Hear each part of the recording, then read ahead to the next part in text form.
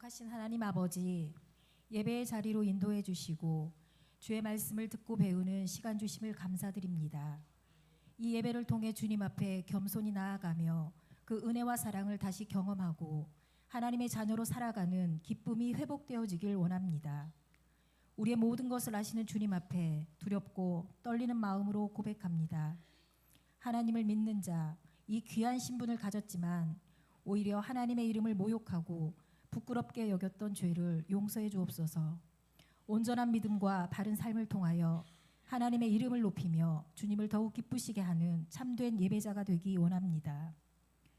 우리에게 하나님의 나라를 가르쳐 주시고 꿈꾸게 하시며 소망을 주신 아버지, 이 땅에서도 천국을 소유한 자로 살아가게 하옵소서. 삶의 모든 영역을 다스리시는 하나님을 신뢰하며 동행하기 원합니다. 부족하고 연약한 우리를 통하여 하나님의 나라와 그 뜻을 이루어가기 원하시는 주님의 마음도 더 알기 원합니다. 순종하며 하나님과 동역하는 관계로 성장하는 믿음을 주옵소서. 우리는 주님의 손과 발이 되어 복음을 증거하고 사람을 살리는 사명을 감당하겠습니다. 작고 소박한 삶일지라도 소명을 가지고 살아갈 때 잃어버린 한 영혼이 돌아오고 우리를 통한 하나님의 일하심을 보게 되리라 믿습니다.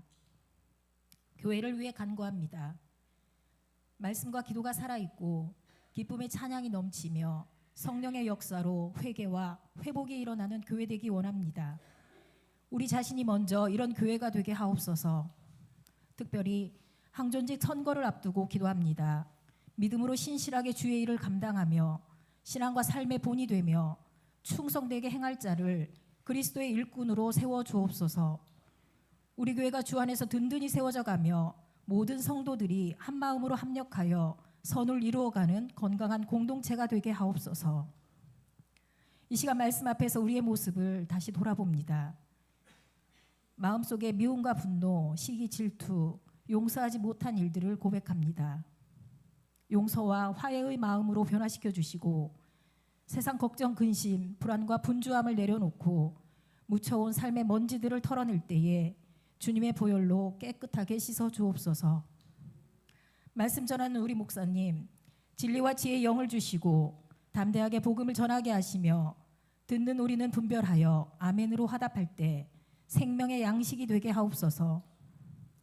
마귀의 유혹과 관계에 빠져 시험 당하지 않게 하시고 우리를 모든 악한 것으로부터 보호해 주옵소서. 나라와 권능과 영광이 영원히 아버지의 것이며 이 땅을 치유하시는 예수님의 이름으로 기도드립니다. 아멘.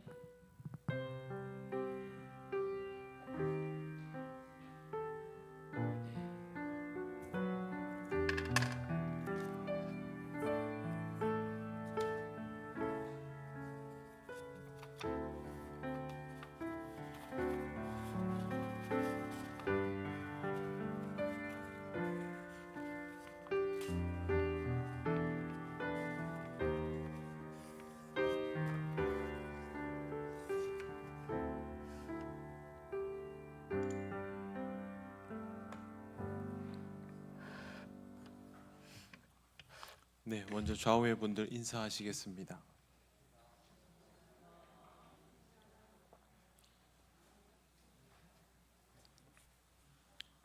오늘 하나님 말씀 신명기 12장 4절에서 7절입니다. 구약 성경 281쪽입니다. 신명기 12장 4절에서 7절 말씀입니다.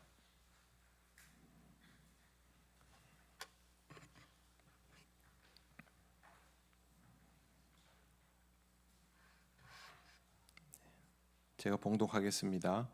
너희의 하나님 여호와께는 너희가 그처럼 행하지 말고 오직 너희의 하나님 여호와께서 자기의 이름을 두시려고 너희 모든 지파 중에서 택하신 곳인 그 계실 곳으로 찾아 나아가서 너희와 너희의 번제와 너희의 제물과 너희의 11조와 너희 손의 거제와 너희의 서원제와 낙헌 제물과 너희 소와 양의 처음 난 것들을 너희는 그리로 가져다가 드리고 거기 곧 너희의 하나님 여호와 앞에서 먹고 너희의 하나님 여호와께서 너희의 손으로 수고한 일에 복 주심으로 말미암아 너희와 너희의 가족이 즐거워할지니라.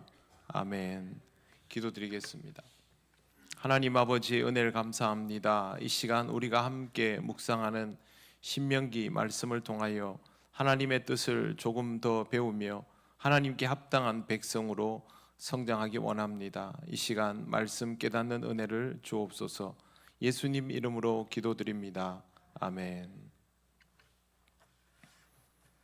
네, 오늘 말씀은 크게 세 가지로 정리할 수 있습니다. 첫 번째는 하나님은 우상과 전혀 다르다입니다. 4절을 보시면 너희 하나님 여호와께는 너희가 그처럼 행하지 말고 라고 되어 있습니다.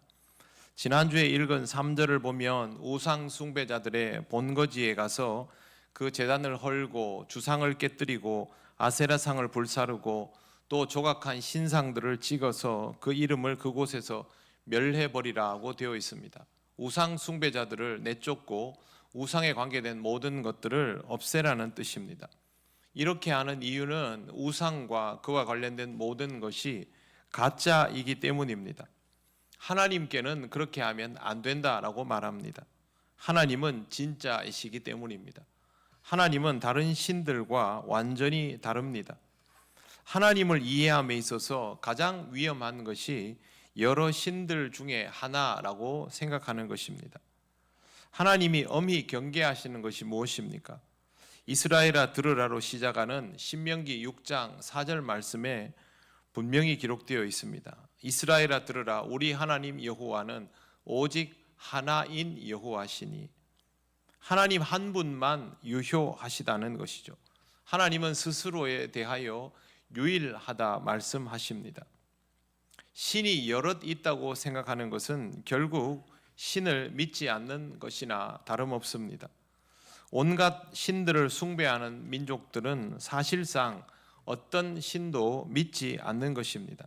신들이 많다는 의미는 절대적인 의미의 신 이해가 없다라는 뜻이죠. 이런 곳들은 특징이 있습니다. 신들에 대해서 굉장히 관용적입니다. 나는 이 종교를 가지는데 당신은 이 종교를 가지고, 당신은 그 신을 믿어도 좋고 뭐 이 신도 좋고 저 신도 좋고 많으면 더 좋고, 이런 방식이지요. 하나님께는 절대 그것이 통하지 않습니다.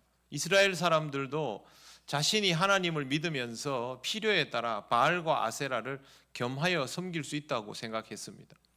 그러다가 하나님으로부터 징벌받은 것이죠. 하나님은 용납하시지 않습니다. 일본이나 인도 같이 신을 많이 두고 신을 선택하는 그런 국가들을 보면 마치 무슨 마트에서 장 보다가 보면 싼 값에 살 수 있는 그런 물건같이 취급되는 것을 봅니다. 아니면 낡으면 교체해야 하는 가구 같습니다. 여러분, 여름에는 이 신을 섬기고 겨울이 되면 이 신을 섬기고, 우리가 보면 되게 이상하지 않습니까? 우리나라도 옛날엔 그런 식으로 했습니다. 신이 많으면 그렇게 합니다. 내가 필요한 도구를 꺼내서 쓰는 것처럼 상황에 맞게 그렇게 쓴다는 것이죠. 신이 아니고 도구입니다. 신이라는 이름을 가진 도구인 것이죠. 하나님은 이것을 절대 용납하시지 않습니다. 우리가 하나님을 믿으면서 이제 우상일 수 있는 다른 것들을 겸하여 하는 경우가 많습니다. 제가 항상 말씀을 드리지만 저는 종교와 정치를 두고 무엇이 중요하냐라고 물으면 설령 그 사람이 정치인이라 할지라도 종교가 우선되어야 한다고 생각하는 사람입니다. 겸하여 할 수 없습니다. 우선순위가 잘못되면 사실은 하나님 앞에서 이스라엘 사람들이 저질렀던 그걸 그대로 반복하는 것이 되기 때문입니다. 하나님은 진짜이시고 나머지는 가짜이거나 유한한 것들이라서 견줄 수가 없는 대상입니다. 진짜와 가짜는 다릅니다. 우리는 가짜와 진짜를 확실하게 구별해야 하고 신앙에 있어서 우선순위를 선명하게 해야 합니다. 여러분, 결정적인 순간에 무엇이 우선되어야 할까요? 신앙입니다. 이걸 잃어버리면 다 잃어버리는 것입니다. 그렇기 때문에 여러분이 무엇을 선택하고 결정해야 될 상황이 되었을 때 무엇에 근거하여 할 것이냐라고 물으면 신앙에 근거하여라고 대답할 수 있어야 합니다. 신앙은 결국 하나님을 믿고 바라는 것입니다. 그렇기 때문에 대상이신 하나님에 대한 이해가 제대로 이루어지지 않으면 왜곡이 발생합니다. 내가 하나님을 믿는다고 하면서도 하나님을 제대로 이해하지 못하면 잘못된 신앙에 들어설 수 있게 되는 것이죠. 이단 사이비가 대표적인 경우이고, 기독교인이라고 하면서도 기복적인 신앙에 머물러 있거나 아니면 다른 편향성을 가지게 되는 극단적인 형태를 띠는 것들, 근본주의적인 형태를 띠는 것들 전부 다 보면 하나님을 단편적으로 생각해서 그렇습니다. 새벽에 우리가 말씀을 볼 때 예수 그리스도에 대하여 지금 요한계시록에서 어린 양 예수 그리스도에 대하여 말씀을 보는데요, 거기에서 접하게 되는 예수 그리스도는 우리가 마주 대하는 듯 그런 감정을 가지고 있는 우리와 아주 친밀한 예수 그리스도가 아닙니다. 종말론적 하나님 나라를 이루기 위하여 이 땅에 오시는 공적이라는 의미를 넘어선 광대한 영역을 다스리시는 주 예수 그리스도입니다. 그 이해를 같이 가지고 있어야 되는 거죠. 하나님은 어떤 분이십니까? 우리의 아버지이시죠. 영으로 우리에게 임재하여 주시죠. 말할 수 없는 깊은 탄식으로 우리를 위하여 친히 간구해 주신 이도 하나님이십니다. 그러나 하나님은 창조주이십니다.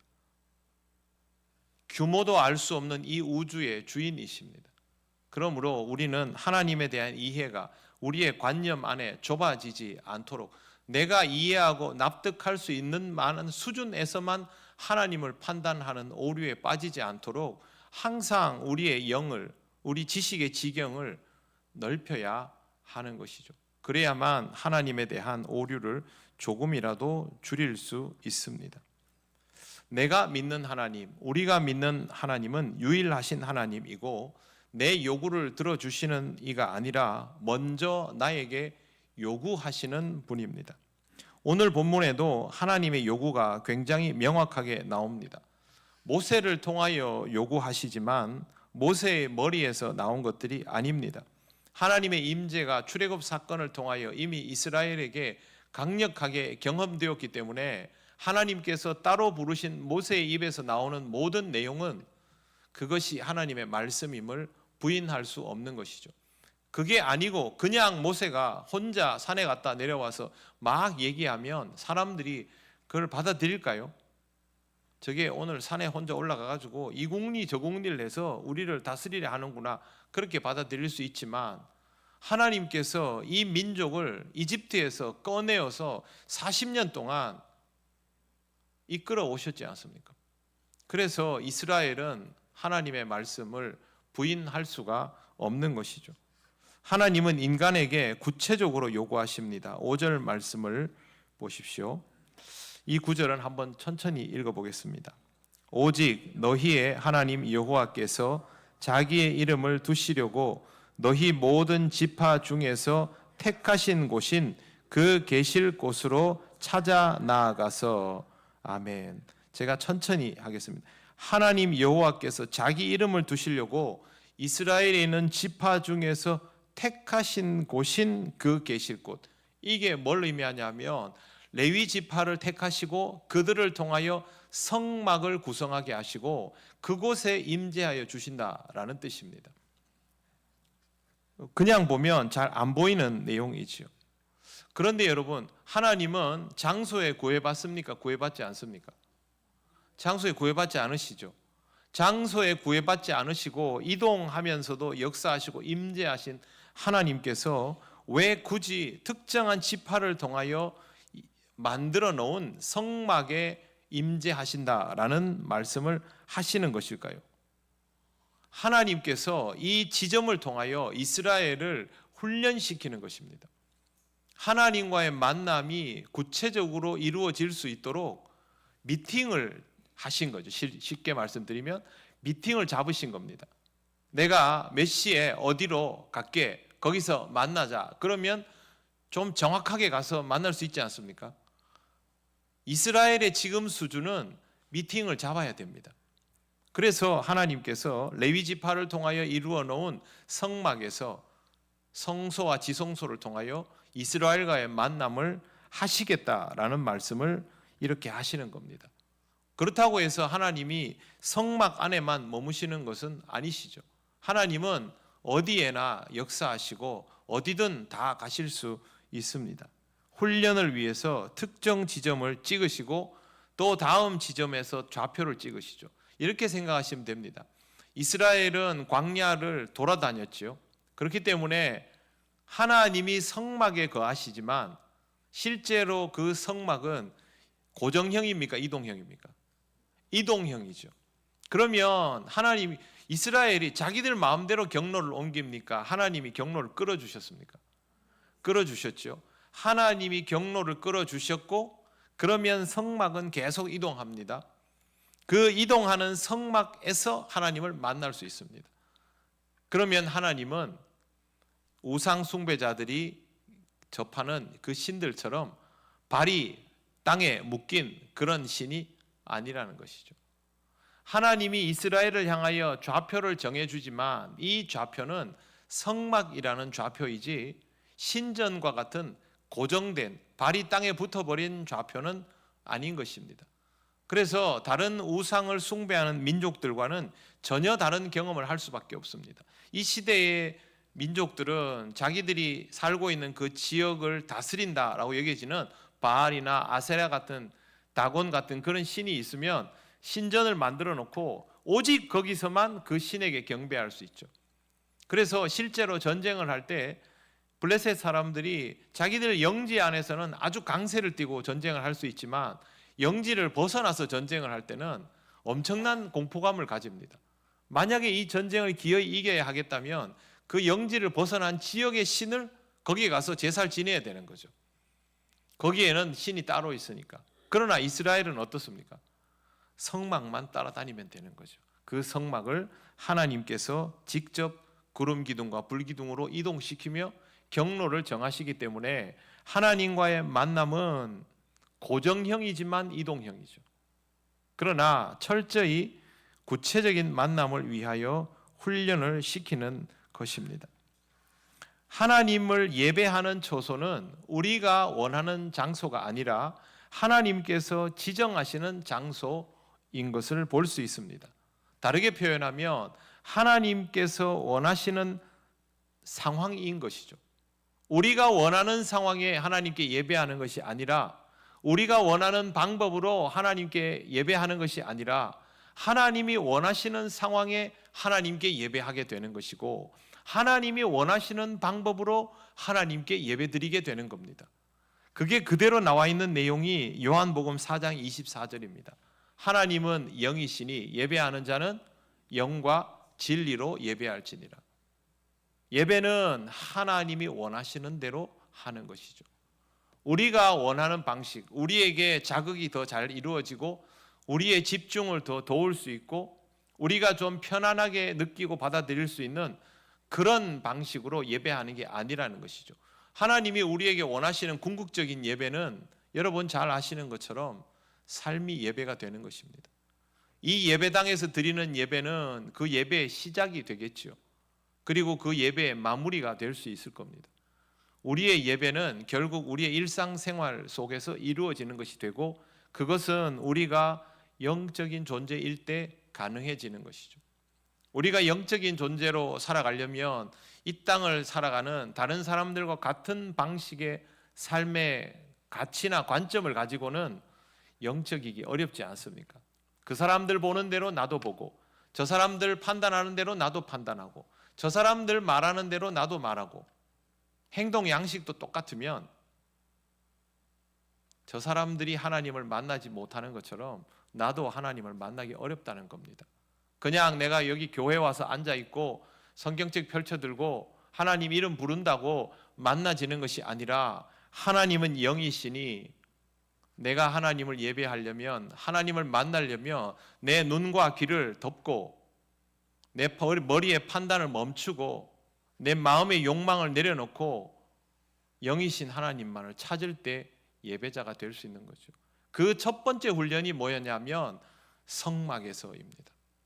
너희가 원하는 방식이 아니라, 세상 사람들이 하는 그 방식이 아니라 내가 지금 이것을 요구할 테니까 이 방식대로 예배를 훈련해라, 그겁니다. 장소도 내가 정해줄 테니까 그 방식대로 따라라. 그것이 5절에 기록되어 있는 내용입니다. 사랑하는 성도 여러분, 우리는 영적인 존재여야 함에도 불구하고 잘 안 됩니다. 그렇기 때문에 항상 하나님은 영이시니 라는 이 말씀을 묵상하면서 살아가시기를 바랍니다. 우리의 감각에 따라서 하루를 살아가는 것이 우리한테는 참 익숙하고 편안하겠지만 그럴 수 없는 것이 우리라는 것을 먼저 인정해야만 합니다. 그 다음에 보시면요, 하나님께서 예배를 통하여 우리를 훈련시키는 것을 볼 수 있습니다. 6절 말씀을 천천히 읽어보겠습니다. 너희의 번제와 너희의 제물과 너희의 11조와 너희 손의 거제와 너희의 서원제와 낙헌 예물과 너희 소와 양의 처음 난 것들을 너희는 그리로 가져다가 드리고. 아멘.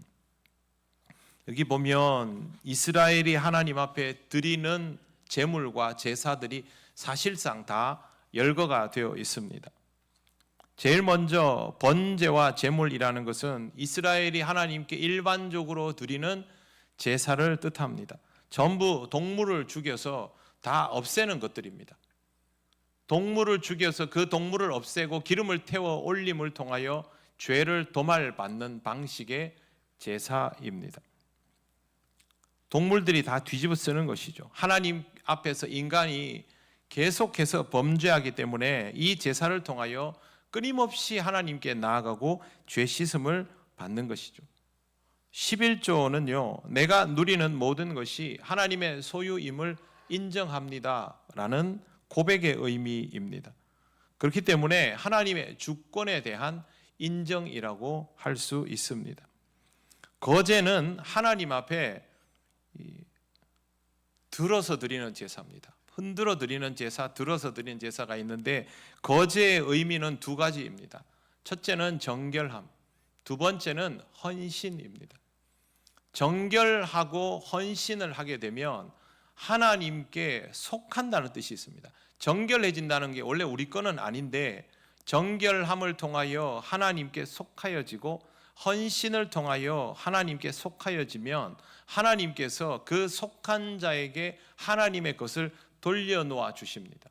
그래서 거제를 올리면 제사장이 하나님께 드려진 그 제물을 돌려받게 됩니다. 제사장의 몫이 거제에서는 이렇게 떨어지게 되는 것이죠. 그게 거제의 특징입니다. 이런 과정들을 통하여 이스라엘을 하나님께서 제사하는 자로 훈련시키는 거죠. 제사를 통해서 내가 하나님 앞에 죄 씻음 받아야 되고 하나님 앞에 내 것을 내어드리며 주권을 인정해야 되고 내 삶이 정결해져서 하나님께 헌신되어야 하고, 이걸 계속 실제로 여러분 이스라엘의 제사는요 1년 12달을 해야 됩니다. 굉장히 많이 해야 됩니다. 이걸 계속 하면서 하나님 앞에 자신이 어떤 존재인가를 자각해 나가는 것입니다. 뒤에 나오는 낙헌제는 화목제의 종류입니다. 낙헌제는 하나님께 올려드릴 뿐만 아니라 사람들과 함께 나누는 것을 뜻합니다. 우리 왜 그 집안에 무슨 일이 있으면 주일날 여러분이 떡도 돌리고 커피도 돌리고 이러지 않습니까? 그게 이 화목제와 거의 같은 개념이라고 보실 수 있습니다. 서원제는 하나님 앞에 서원하는 것이죠. 서원제와 낙헌제의 공통점은 하나님이 시켜서 하는 것이 아니라 내가 자발적으로 하는 것입니다. 그래서 서원제와 낙헌제는 앞에 설명했던 이 제사를 통하여 신앙적으로 훈련되고 성장해 나가는 사람이 영적 자발성을 가지고 하나님 앞에 능동적인 제사자가 되어가는 것을 뜻합니다. 그 다음에 하나님 앞에 드리는 이 제사의 기쁨을 가지고 사람들과 나누겠다라는 것이 화목제의 의미가 되는 것입니다. 하나님은 이것까지도 요구하십니다. 구약에서의 제사는 우리의 예배와 대동소이합니다. 근본적으로 하나님께 나아가서 죄사함을 받고 정결함을 입고 헌신하게 되고 영적인 성장을 통하여 영적 자발성을 가지게 된다라는 것은 같은 의미이지만, 그러나 구약의 제사와 우리가 드리는 예배에는 커다란 차이가 있습니다. 예수 그리스도이십니다. 예수 그리스도를 통하여 우리는 이렇게 빈번하게 번제와 소제와 속죄제와 속건제를 드리는 그런 방식의 삶을 살지 않고, 하나님께서 우리에게 허락하신 예수 그리스도를 통하여 완전히 그리스도께서 번제의 제물이 되심을 통해 우리는 기본적인 죄사함의 문제는 해결받은 사람입니다. 구원받아서 예배 드리는 겁니다. 쉽게 얘기해서 제사는 계속 근본적인 죄의 문제가 해결되지 않은 채로 깨끗해지지 않는 나의 몸을 씻는 그런 것과 같다면, 우리가 드리는 예배는 씻음 받은 자가 드리는 것입니다. 그런 의미에서 제사와 예배는 완전히 다르죠. 한 번에 해결된 것이죠. 그럼에도 불구하고 우리는 그 구원받은 삶에 감사하고 합당한 은혜를 따라서 예배를 감사한 마음으로 드리는 것이죠. 그 다음의 과정은 같습니다. 예배를 통하여 훈련받고 성장하면서 영적 자발성의 단계로 나아가는 것이 그 다음에 요구되는 것이죠. 내용은 같습니다. 하나님의 주권을 인정하고 하나님께서 요구하시는 것에 반응하여 나아가고, 나중에는 영적 자발성이 생겨서 서원하는 마음으로 아니면 그 낙헌제를 드리는 마음으로 그렇게 하나님 앞에 나아가고 화목 제물을 나눌 수 있을 정도로 성도들과 함께 하나님이 주신 은혜의 삶을 교류할 수 있을 정도에까지 나아가는 것, 이런 과정은 똑같습니다. 제가 여러분에게 말씀드리고 싶은 것은 하나님은 우리를 이와 같이 훈련시킨다는 것이죠. 우리의 예배가 궁극적으로 우리의 삶 그 자체여야 한다는 것은 틀림이 없지만, 그런 삶까지 나아가기 위해서 하나님은 이 예배를 통하여 우리를 훈련시킨다는 것입니다. 그런데 우리가 이 예배가 훈련되지 않으면 어떻게 될까요? 삶이 예배가 될 수 있을까요? 안 됩니다. 제가 텔레비전을 거의 잘 보지 않는 편인데, 한 가지를 이렇게 요즘 뭐 인터넷으로밖에 볼 수 없지만 보는 게 있었습니다. 그것도 1년 내내 볼 수는 없고요. 그 최강 야구라는 프로그램에서 선수를 선발하는 그 편만 저는 좀 유심히 보는 편입니다. 거기에는 프로야구에 갔다가 낙오한 사람들, 대학을 다니다가 거기 신청한 사람들, 야구 선수가 되고 싶지만 뽑히지 않았던 사람들, 그런 사람들이 거기에 테스트하러 나옵니다. 그런데 여러분, 거기 보고 있으면 참 별의별 생각이 다 듭니다. 정말 열심히 훈련한 사람, 그런 사람을 이길 수 없는 거죠. 나이가 40이 돼가지고 이제는 막 숨 쉴 때 이제 힘들어합니다. 야구 선수가 40이 넘으면. 그런데 여러분, 40 넘은 전직 프로야구 선수를 대학생들이 못 이깁니다. 40이 넘도록 프로야구 선수로 생활하기 위해서는 혹독한 훈련을 20년 동안 견뎌내왔던 것이죠. 훈련의 무서움은요, 실전에서 그 훈련했던 것들이 손실 없이 그대로 구현되게 하는 데 장점이 있습니다. 신앙생활도 똑같습니다. 우리가 신앙생활을 하면서 여러 가지 상황에 직면하지 않습니까? 생각지도 않은 일로 인하여 어려움을 겪게 되고 고민하게 되고 낙심도 하게 되고 시험 들 일도 있고 숙제거리도 발견하고, 그때를 어떻게 이겨낼 수 있느냐? 어떻게 이겨낼 수 있습니까? 평소에 훈련되어 있느냐 하는 겁니다. 신앙적으로 연단이 되어 있느냐 아닌가죠. 이게 안 되어 있으면, 그런 상황이 되면 바로 데미지를 입습니다. 크게 낙심합니다. 사람이 그런 상황이 되면 누구나 다 충격받습니다. 그러나 신앙적으로 훈련되어 있는 사람은 금방 자리를 찾습니다. 지금은 내가 기도해야 할 때, 지금은 내가 말씀을 보아야 할 때, 지금은 내가 내 허물을 돌아보아야 할 때, 하나님께서 내게 요구하시는 것이 무엇인지를 묵상해야 할 때 그걸 아는 겁니다. 그런데 훈련되지 않은 사람은 그걸 모릅니다. 제가 왜 예배를 드려야 됩니다, 기도를 드려야 됩니다, 그 얘기를 하겠습니까? 훈련이 안 되면요, 자기의 인생을 구현해내지를 못합니다. 사람들이 누구나 자기가 살고 싶어하는 방식이 있죠. 이루고 싶은 것들이 있죠. 그런데 우리는 신앙인이니까 하나님께서 이끄시는 대로 은혜 누리고 복된 삶을 원하지 않습니까? 그걸 주시면 우리가 누릴 수 있을까요? 훈련이 되지 않았는데 못 누립니다. 저를 지금 잠실 야구장 같은 데 넣어놓고 저보고 공 던지라 그러면 제가 어릴 때는 팔이 고장날 정도로 야구공을 많이 던졌는데요, 지금 저를 프로야구 선수 시켜주면 제가 좋다 그러고 가가지고 갑자기 마운드에 올라가서 막 던지고 하겠습니까? 어림도 없습니다. 내일 신문에 날 겁니다. 준비가 안 돼 있지 않습니까? 하나님이 우리에게 기회를 주시면 우리가 그 기회를 쓸 수 있습니까? 훈련되고 준비된 자만 쓸 수 있는 겁니다. 하나님께서 이스라엘 백성에게 왜 이렇게 하시겠습니까? 하나님이 강 건너 가서 은혜 받고 복을 누리고 장구한 삶을 살게 해줄 것이라고 약속하셨지만 이스라엘이 준비되지 않고 훈련되지 않으면 그거 다 소용없거든요. 이스라엘은 실제로 가나안 땅에 들어가서 정말 손가락으로 꿀 한번 딱 찍어서 혓바닥에 한번 갖다 대보고 끝난 민족입니다. 아무것도 제대로 해본 게 없어요. 우리도 그럴 수 있습니다. 하나님이 우리를 구원하여 주시고 은혜 주시고 복을 약속하여 주셨지만 내가 훈련되지 않으면 그건 내가 아닙니다. 그러면 어느 날 갑자기 하나님이 다른 사람에게는 복을 주시고 다른 사람에게는 은혜를 주시는데 내게는 주시지 않는구나, 그렇게 하시겠습니까? 받을 준비가 안 되어 있는 것이죠.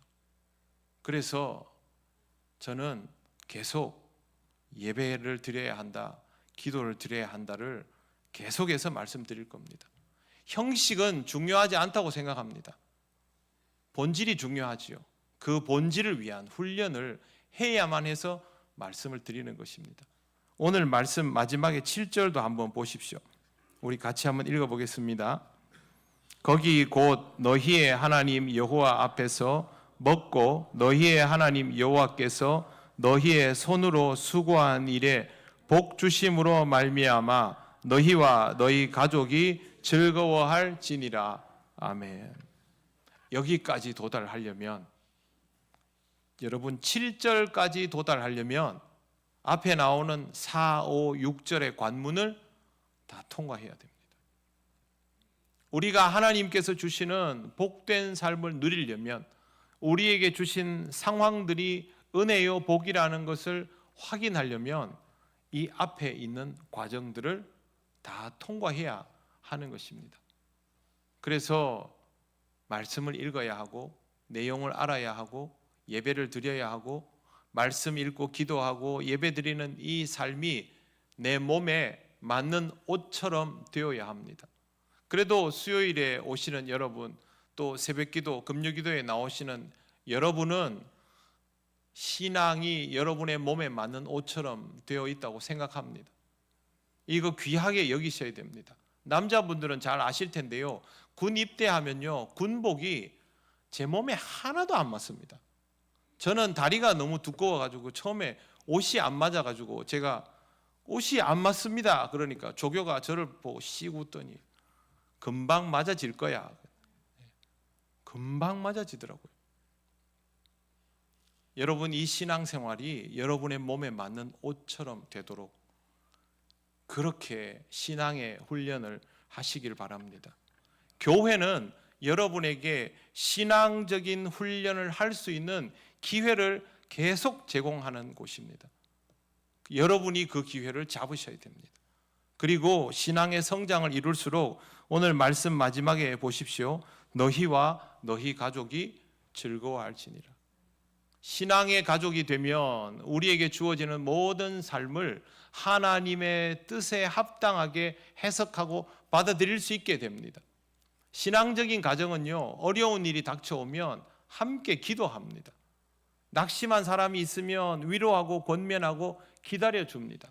신앙적이지 않으면 어떻게 될까요? 책임을 지우고 싸우지요. 우리 자신을 돌아보면 알지 않습니까? 우리가 얼마만큼 신앙적이고 얼마만큼 부족한지를 알 수 있습니다. 이런 부분들을 계속 점검해 가면서 신앙 안에서 함께 즐거워할 수 있는 가족이 되어 가시기를 바랍니다. 신앙의 성장은 하나님의 사람으로 살아가는 것 자체를 감사하고 귀하게 여길 수 있게 만들어 줍니다. 즐거움을 쟁취하기 위하여 몸부림치는 것이 아니라 하나님 앞에서 영적인 성장을 경험하며 하나님을 기뻐하며 나아가게 될수록 가족이 함께 즐거워할 만한 삶으로 나아가게 되는 것입니다. 인간은 스스로의 능력만으로 자신의 행복을 꾸준히 영위할 수가 없습니다. 지키고 싶어도 지속성이 없습니다. 어쩌면 그래서 더 욕망에 사로잡혀 살아가게 되는지도 모르겠습니다. 하지만 영원하신 하나님과 영적인 교감을 이루며 살아간다면 내가 누리는 행복과 감사가 아니라 하나님께서 함께하여 주시기에 누리는 평안함을 경험하게 될 것입니다. 그것을 충만히 경험하시고 하나님께 감사하는 여러분과 여러분의 가정이 되시기를 바랍니다. 기도드리겠습니다. 하나님께 오늘 이렇게 기도하기를 원합니다. 하나님, 저에게 또 우리 가정에 우리 교회에 주시는 영적인 훈련의 과정들을 우리가 기쁘게 받아들이며 신앙의 성장을 이루게 하여 주시옵소서.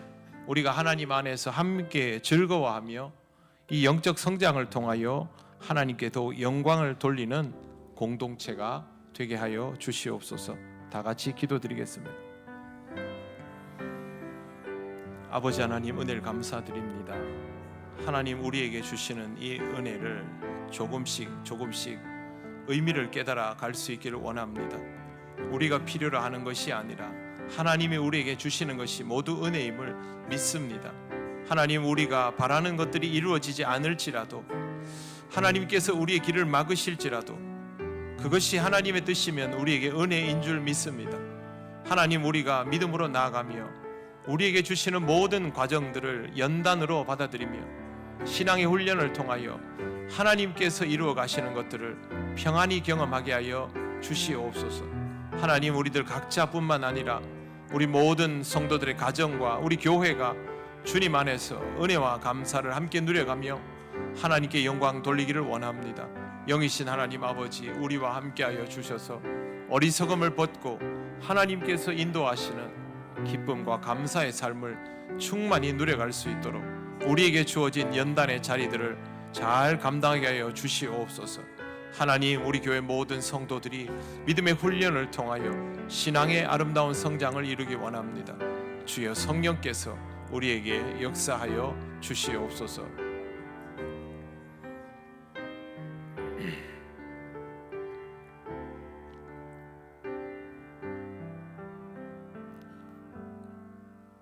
거룩하신 하나님 아버지, 그동안 우리가 겪어왔던 모든 삶의 내용과 과정들이 때로는 우리에게 힘들고 어려운 것이었을지라도 하나님이 우리에게 주시는 유익이었으며 우리 삶의 소중한 훈련이었음을 믿고 감사를 드립니다.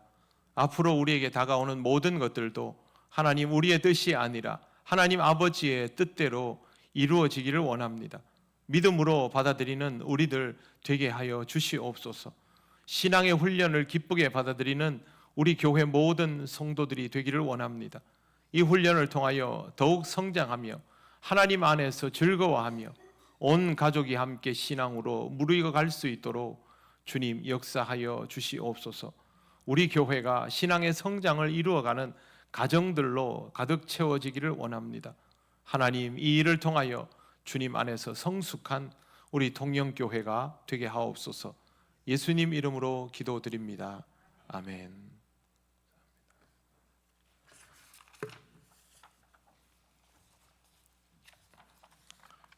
교회 소식 전하겠습니다. 우리 주일에 동행 주일 예배 드렸는데 4개 교구가 모두 하나님 은혜 가운데 동행 주일 모든 일정을 잘 마치고 돌아왔습니다. 날씨 때문에 걱정이 많았는데 정말 하나님께서 매 순간순간마다 우리로 하여금 감당할 수 있도록 인도하여 주신 것을 너무도 감사를 드립니다. 교육부 회의는 다음 주일 오후에 있습니다. 구역장 권찰 모임 후에 있습니다. 구역장 권찰 모임은 오후 예배 후에 있습니다. 5월에 함께 나눌 기도의 제목을 봐주시고요. 여러분 잘 아시는 것처럼 다가오는 주일 2부 예배 후에 항존직 선거가 있습니다. 장로 2인, 안수집사 5인, 권사 7인을 세우게 됩니다. 선거 관련 공고는 주보를 보시면 되고요. 제가 담임 목사로서 여러분에게 꼭 당부드리고 싶은 것은 이 일은 우리가 필요로 하는 사람을 세우는 일이 아니라는 것입니다. 우리의 판단을 100% 믿지 마십시오. 하나님의 판단을 믿고 바라며 기도하시기 바랍니다. 여러분들이 벌써부터 기도하고 하나님의 뜻을 바라며 그렇게 준비하고 있는 줄 압니다. 누구를 세우든 간에 거기에는 하나님의 뜻이 있고 또 내가 그렇게 세워지면 부르심에 합당하게 순종하면 되는 것이고 그렇게 세워진 이들과 함께 아름다운 동력을 이루도록 주님이 교회를 이루어 주셨습니다. 그래서 이 선거를 통하여 하나님 안에서 우리가 신앙적으로 성장하고 있음을 다시 한 번 더 확인하는 은혜를 누리면 좋겠습니다. 여러분 그렇게 하나님 앞에 마음 다해 기도해 주시고 귀한 마음으로 주일에 이 선거에 참여해 주시기를 바랍니다. 다른 광고는 주보 참조하시면 되겠습니다. 이제 우리 다 같이 주님께서 가르치신 기도를 올려드립니다. 하늘에 계신 우리 아버지, 아버지의 이름을 거룩하게 하시며 아버지의 나라가 오게 하시며 아버지의 뜻이 하늘에서와 같이 땅에서도 이루어지게 하소서. 오늘 우리에게 일용할 양식을 주시고 우리가 우리에게 잘못한 사람을 용서하여 준 것 같이 우리 죄를 용서하여 주시고 우리를 시험에 빠지지 않게 하시고 악에서 구하소서. 나라와 권능과 영광이 영원히 아버지의 것입니다. 아멘. 감사합니다.